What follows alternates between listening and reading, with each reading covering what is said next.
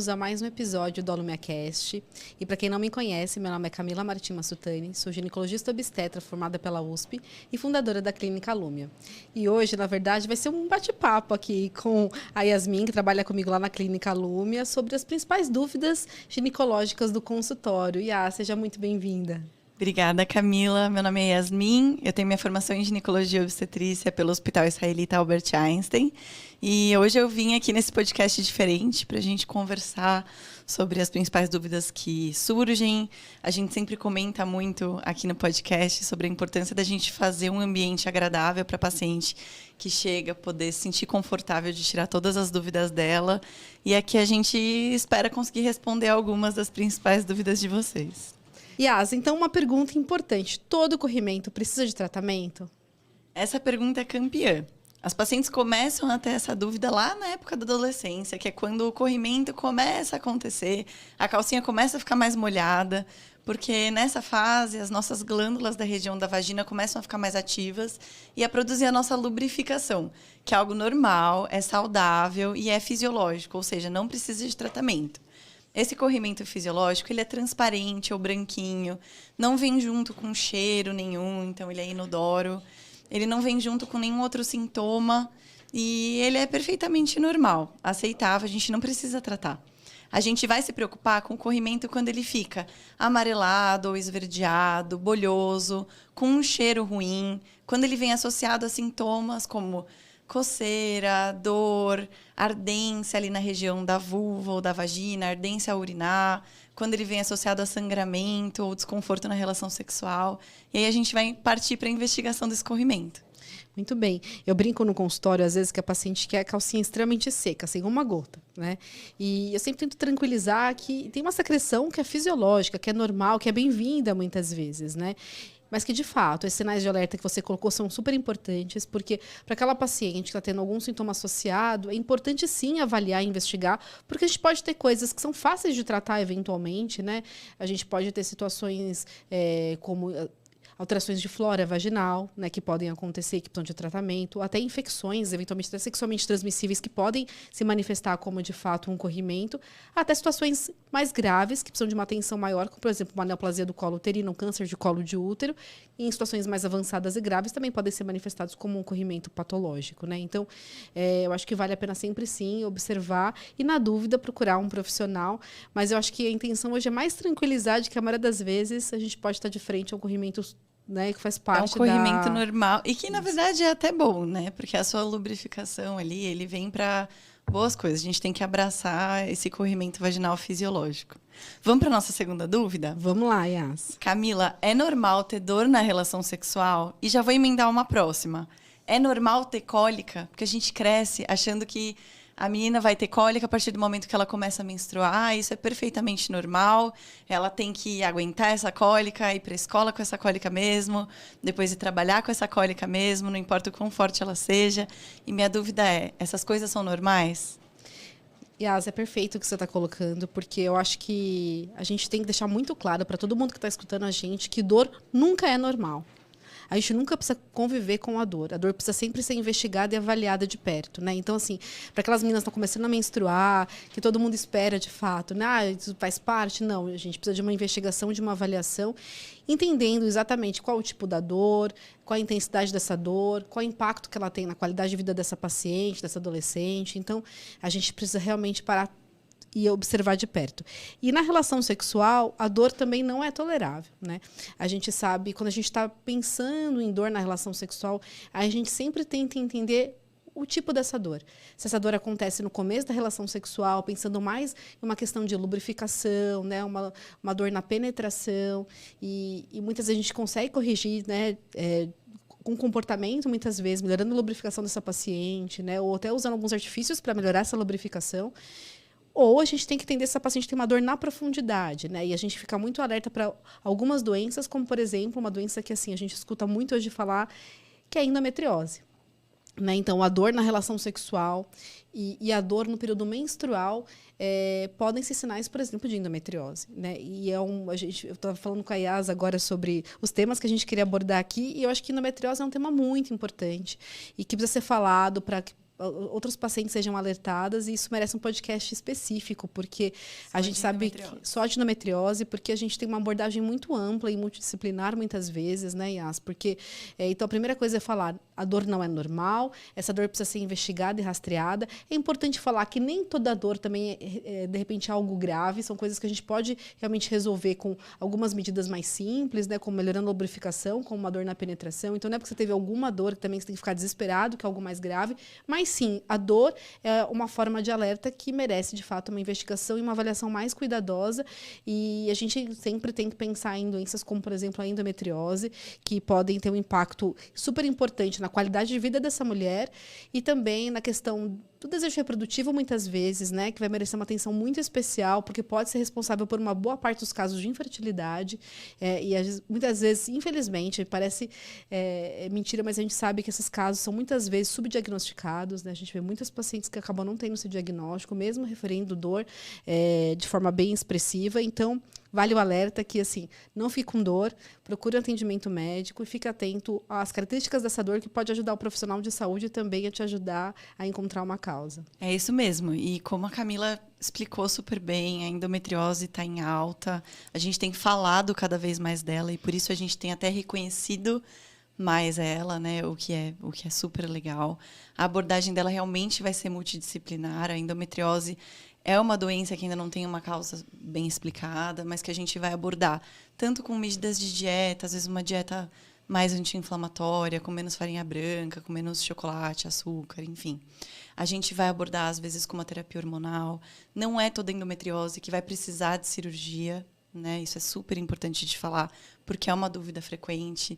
É porque eu tenho endometriose que eu vou precisar fazer uma cirurgia? Hoje mesmo, no consultório, um paciente falou, doutora, eu preciso chamar uma ressonância com você, né? Porque tinha um diagnóstico lá de uma lesão de endometriose, enfim, e era uma lesão pequena. Ela chegou para mim já meio assim, né? Porque ela foi só deixar o exame no consultório. Eu falei, fica calma, eu não acho que você precisa operar. Tá? Porque eu acho que já vem esse medo na cabeça mesmo. E até um pouco estigmatizante, sim, né? Assim, sim. Eu vou ser infértil porque eu tenho endometriose. Sim, com certeza. Né? Então, então, calma, né? A gente vai fazer um podcast só sobre isso para a gente abordar melhor o tema, mas de mensagem é isso. A endometriose está associada, sim, a uma dor de profundidade, a uma cólica intensa, dor na relação sexual, dor ao evacuar, às vezes até dor ao urinar.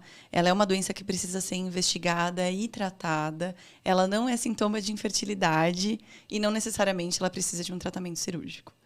Ótimo. O resto a gente deixa para o nosso próximo podcast. Com certeza. Já vamos colocando as dúvidas aí sobre a endometriose, que a gente já está preparando um podcast sensacional para a gente tirar todas essas dúvidas. Agora, emendando essa questão da relação sexual, Yas, que você estava falando, né, sobre a dor na relação, e a libido? Como a gente aborda uma queda de libido? Uma baixa da libido? Realmente a gente está com dúvidas que são muito frequentes, que aparecem em praticamente toda consulta, né? Baixa de libido, gente, acho que a principal mensagem que a gente precisa deixar é que ela não é exclusivamente um problema hormonal. Né? A libido ela é multifatorial. Quando a gente aborda uma queixa de baixa de libido, a gente precisa entender como é que está o relacionamento com a parceria dessa mulher, o momento de vida em que ela se encontra. Então, não dá para esperar que durante o puerpério, por exemplo, a gente tenha uma libido parecida com a que a gente tinha quando a gente tinha 20 anos. O estresse pelo qual a gente está passando eventualmente. Enfim, realmente... Além da parte hormonal, tem várias queixas que a gente precisa abordar. Tem todo um contexto socioemocional dessa paciente que precisa ser levado em consideração. E a parte hormonal é algo muito pequenininho que também vai ser verificado, mas vai entrar junto nesse conjunto de investigações que a gente vai fazer. Eu acho que tudo que a gente está falando merece até um podcast separado, porque, de fato, a libido é algo que tem muito impacto, né, na vida da mulher e é muito trazido realmente no consultório. Mas eu acho que uma coisa que eu queria falar para as pacientes é o que você estava falando sobre a questão comportamental, emocional. E a gente, às vezes, se cobra muito por uma resposta rápida, uma resolução muito rápida das coisas. Então, as pessoas querem um remédio mágico que resolva todos os problemas. E, assim, se eu tiver melhor, né, dessa parte hormonal, eu vou conseguir ter aquela libido que que eu quero tanto, que eu tinha lá atrás, né? E o que o Yas falou é muito sábio, porque não é isso. Às vezes eu recebo paciente que veio de outros profissionais, né, já usando hormônios, enfim, e fala, doutor, mas eu não senti que melhorou nada, porque não foi abordado todo esse contexto socioemocional e comportamental da relação sexual, que é tão importante, né? Como você está tratando isso? E às vezes a gente precisa se dedicar para isso mesmo, né? Tentar entender como está o relacionamento, tentar entender que momento de vida que eu tô, né? Assim, se eu estou num momento de estresse, de saúde. Às vezes chego pacientes que falam assim, doutora, minha libido está péssima, mas eu tive um problema de saúde familiar absurdo. Né? Então, assim, você não estava bem com nada na vida. Como que você vai estar bem na libido, né? Acho então, que assim, também entender as mudanças do seu corpo. Então, na fase da menopausa, que a nossa lubrificação naturalmente diminui, a gente realmente muda o estímulo hormonal do nosso corpo, começa a ter onda de calor, desconforto, às vezes uma labilidade emocional, então a parte emocional fica um pouco mais confusa. A gente precisa entender que não vai ser 100% e tá tudo bem. A gente precisa normalizar também que algumas situações vão acontecer na vida, que a gente vai sim conseguir melhorar, mas que às vezes não vai ficar daquele jeito que a gente vê na novela e tá tudo bem, né? Uma outra coisa que eu queria levantar e que foi super importante da Camila ter trazido aqui nesse bate-papo é a questão da reposição de testosterona.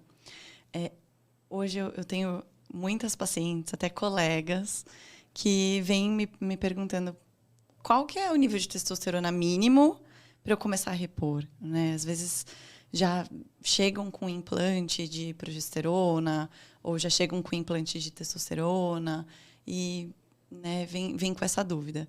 A mensagem que fica o único implante regulamentado que a gente tem confiança de usar hoje em dia é o Implanon, que é um implante contraceptivo, que vem aqui no braço. Os níveis de testosterona hoje, para a mulher, o mais confiável é o nível máximo. Então, a gente geralmente dosa para ver se esses níveis estão aumentados, não tanto para ver se eles estão diminuídos, né? Não existe um nível mínimo de corte que a literatura médica tenha bem estabelecido para a mulher hoje em dia ainda. Então, a gente vai levar isso em consideração. Reposição de testosterona, ela só é bem estabelecida para mulheres na pós-menopausa, com desejo sexual hipoativo, que é um diagnóstico médico. Então, passe no seu ginecologista, vamos abordar essa queixa como um todo, melhora o seu estilo de vida, porque às vezes fazer atividade física, comer direitinho, tá bem no seu ambiente, né, biopsicossocial, vai te ajudar mais do que uma reposição de algum tipo de hormônio.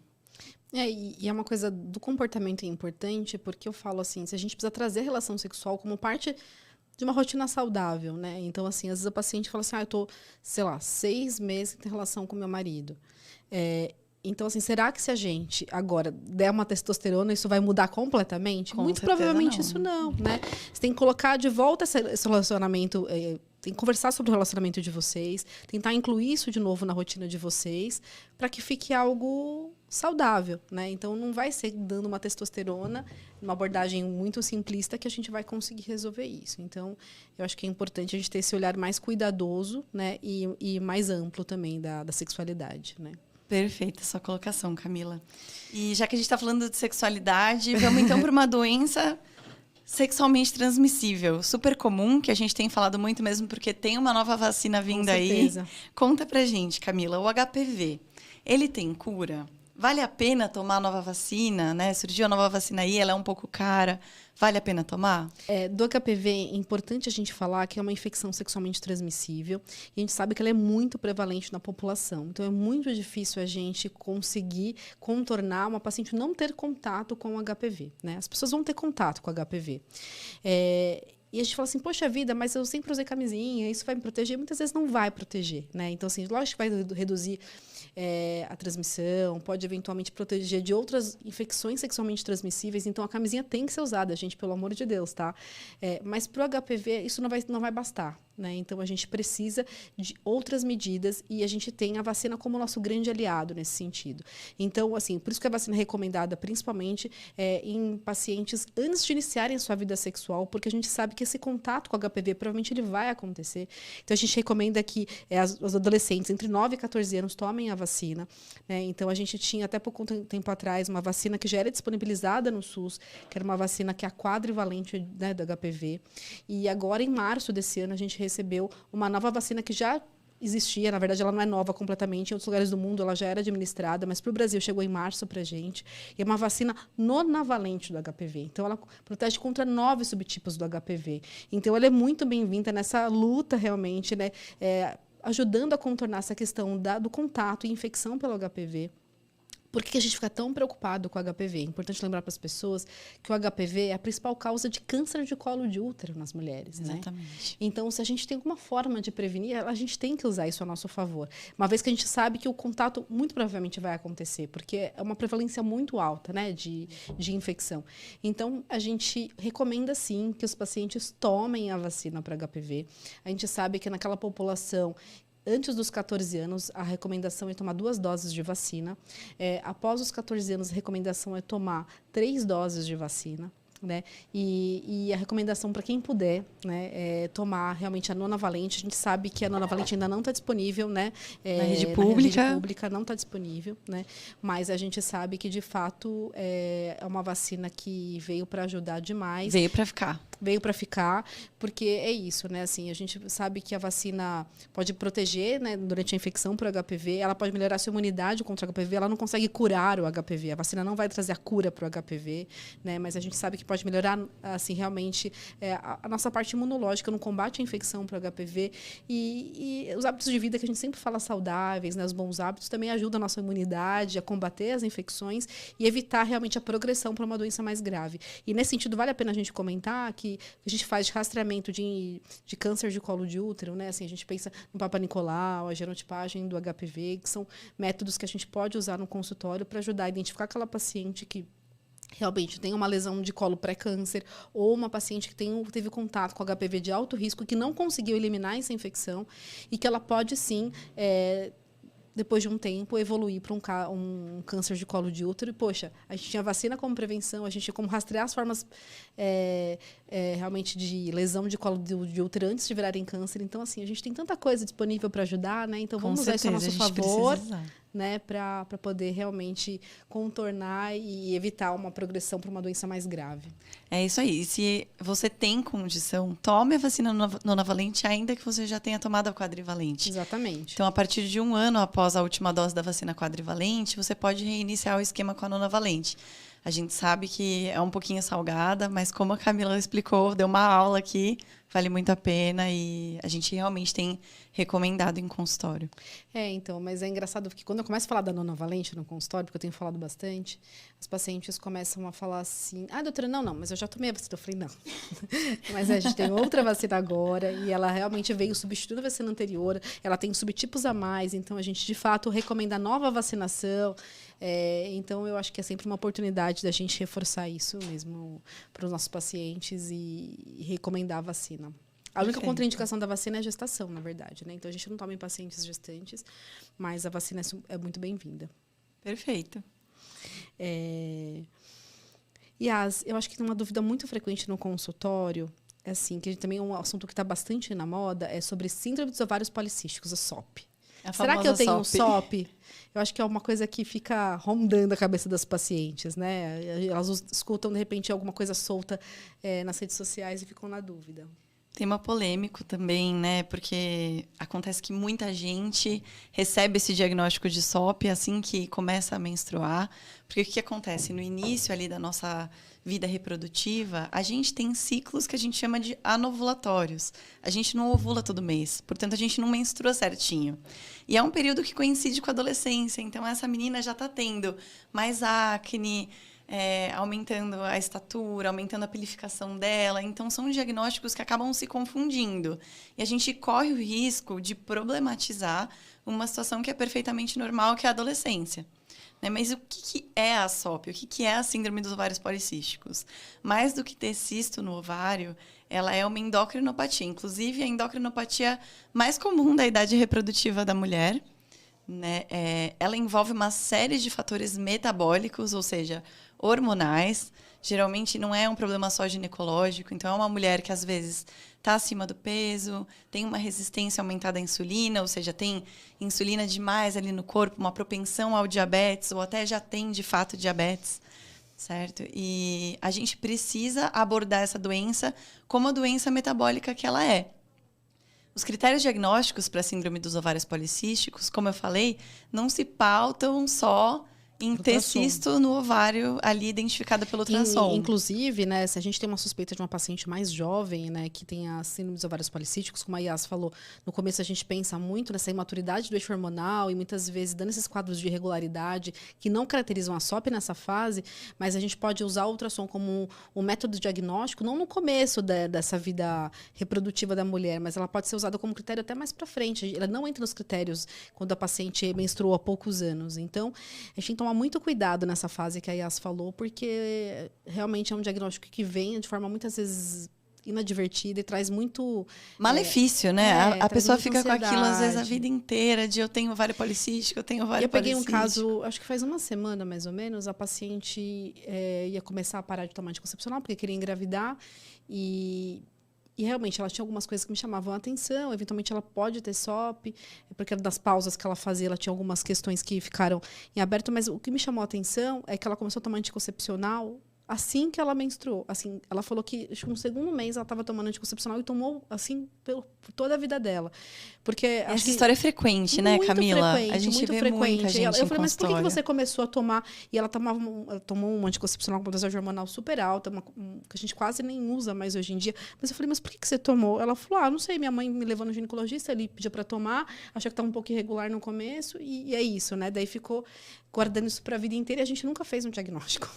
Né? Então, é importante a gente ter esse alerta para as pessoas mesmo. Eu vou pegar o gancho para falar uma coisa super importante, que é todo esse nosso bate-papo está acontecendo porque eu acho que a gente está numa fase da medicina que é muito mais horizontal, né? Eu falo bastante que a paciente participa ativamente do processo de decisão sobre a terapêutica dela, sobre o futuro reprodutivo dela, o método contraceptivo que ela vai usar. Então, entender o que é a síndrome dos ovários policísticos, numa época que se fala tanto sobre isso, é muito importante. Né?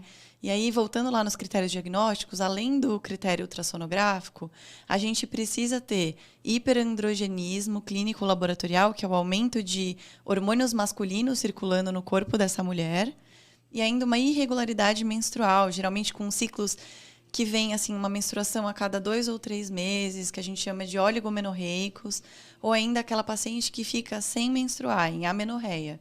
Então, essa vai ser a paciente que vai me chamar a atenção para ter a síndrome dos ovários policísticos.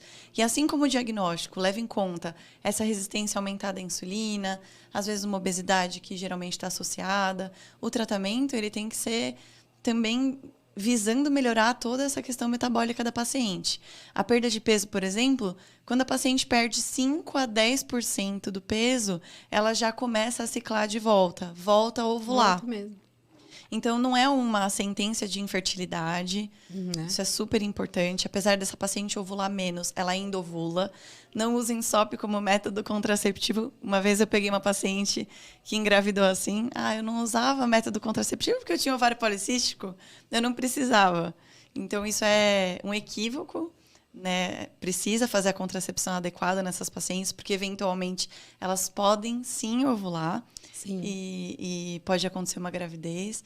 E eu acho que é isso, assim, mudança do estilo de vida, se necessário terapia hormonal e, se necessário, manejo aí dessas manifestações de acne, de queda de cabelo, de pilificação, do aumento dos hormônios masculinos no corpo dessa mulher. E para a paciente que eventualmente quer engravidar, ela pode precisar de uma ajuda eventualmente, né? Então a gente sabe que aí a gente não pensa na contracepção, mas sim ajudar essa paciente a ovular, né? Então assim, eu acho que é uma coisa que também a gente deixa de recado, mas que também merece um tema bem longo e muito interessante, acho que fascinante, né? Acho que essa questão hormonal ela é fascinante, na verdade, para a gente que gosta de ginecologia de consultório. É verdade. E dá para a gente conversar muito sobre isso também.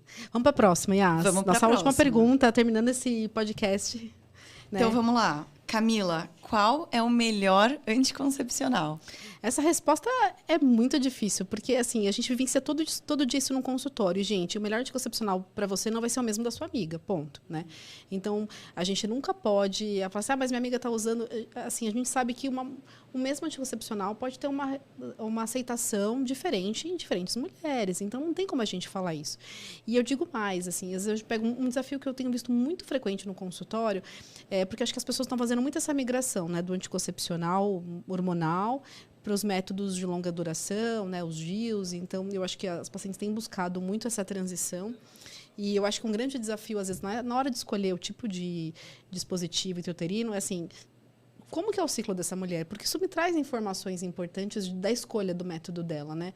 Lógico que a gente tem que tomar um cuidado muito grande de não engravidar, porque é um clássico, né? Parei de usar alguma coisa, na troca de um método eu engravidei. A gente conversa muito sobre isso e sobre a situação daquela paciente, mas eu preciso entender o ciclo dela para saber qual anticoncepcional muito provavelmente vai ser mais adequado para ela, qual ela provavelmente vai ter uma adaptação melhor, né? E com isso a gente consegue definir o melhor para ela. E muitas vezes a gente tem que mudar de método, é um processo às vezes, E né? também acho que é a expectativa dessa mulher. Então, além de proteger contra a gestação, qual que é a sua expectativa? É ter uma menor quantidade de sangramento ou você não se importa com isso? Você gosta de menstruar ou não? Porque hoje a gente tem muitos métodos que vão fazer com que você não menstrue. E a gente sabe hoje que isso não tem nenhum problema, não acarreta nenhum prejuízo para o seu futuro reprodutivo. Você é uma paciente que tem cólica e precisa ficar sem essa cólica está te atrapalhando, está atrapalhando no seu trabalho. E a gente volta naquela primeira questão, ter cólica em excesso não é normal. A gente precisa tratar, ainda que esse tratamento seja com um método contraceptivo, hormonal, às vezes que te impeça de ciclar, às vezes a TPM é um fator que vai atrapalhar muito essa pessoa.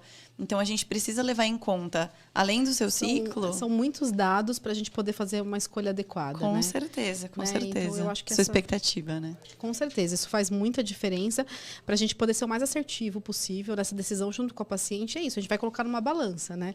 A paciente às vezes fala assim, mas eu não quero ter realmente... Eu tenho medo do meu cabelo cair. Então, talvez um método não seja o melhor para você. Tem métodos que podem eventualmente levar a uma queda maior de cabelo. Com então, certeza. Eu sempre coloco tudo para a paciente, para ela tomar a decisão junto comigo, que a gente estava conversando antes, e realmente ajudar o máximo que a gente pode, até trazer uma qualidade de vida, né, uma segurança nos processos, que eu acho que é nosso grande objetivo. Ainda mais que hoje os métodos de longa duração, que vão ser os DIUs, que podem ser hormonais ou não hormonais, o implante, que é o Implanon, que a gente comentou um pouquinho mais cedo, estão muito em alta, né? Eles vão durar ali durante alguns anos, eles vão garantir essa contracepção, tem benefícios adicionais, a gente precisa conversar sobre eles.